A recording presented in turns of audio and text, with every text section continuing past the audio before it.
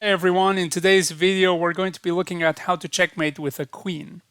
So first of all, we need the opponent's king to be on the edge of the board, so in one of these edges.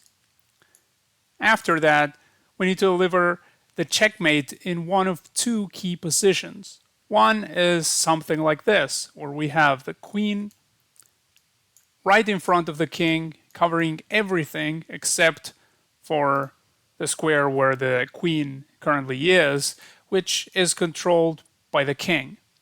So the queen can't be taken. The queen controls everything else.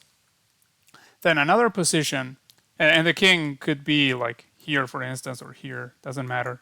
Just has to be guarding the queen. Then another position would be something like this, where we have what's called opposition between the kings when they are staring at each other like this. And so our king controls these three flight squares. Very important. The opponent's king is confined to the edge. He can't move forward. And the queen delivers the mate by hitting the king and also covering all other squares on the edge of the board. Of course, the queen has to be a certain distance away. Otherwise, if it were here, for instance, it would just get taken. That's not mate, that's just a draw. So that's what we want. We want the king of the edge, on the edge of the board, and we want to deliver mate like this. We always need our own king to deliver mate in the end. To push the king to the edge of the board, you actually don't need to use your king at all. You can do that just with the queen. And so I'm going to give you two different methods, both very easy. They are not the fastest if we're talking about the number of moves, but they are going to be the fastest when you're playing because they are so easy that you're going to just turn your brain off, which you wouldn't do if you were looking for the fastest way to mate. So this is actually best also for when you're low on time and you want to do it very fast. You can just pre-move everything. So let's say you go here, then you make this box, right? It's the box method. It's one of the two methods that we're going to be looking at. You can use whichever one you want. Both are very easy to learn. So here you create this box, and the king is confined to the box. So he can't go here, obviously. He can't get into this rank right now. And he can't also reach that file. Of course, that doesn't matter now because now this is the edge of the board. But it will matter when he starts moving. For instance, he goes here, then we shrink the box a little bit. Now the box is smaller, so the king will not be able to get here, for instance, at any point because the queen is guarding that, right? So the king goes here, for instance, you shrink the box again, and this way you're going to be pushing the king to the edge of the board.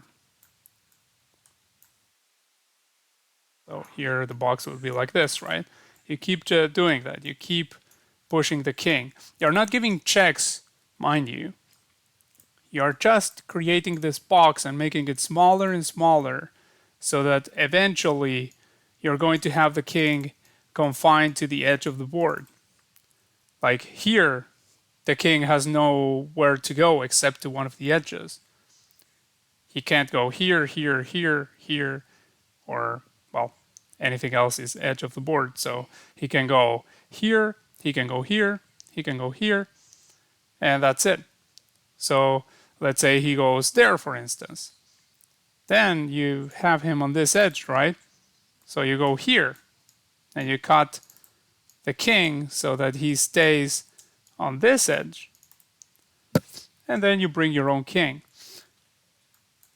Remember not to keep shrinking this, because let's say you do this and you keep shrinking this, and you say, oh, let's shrink it again. And oops, there's a stalemate, because you're not controlling the key square where the king actually is, but you're controlling everything else.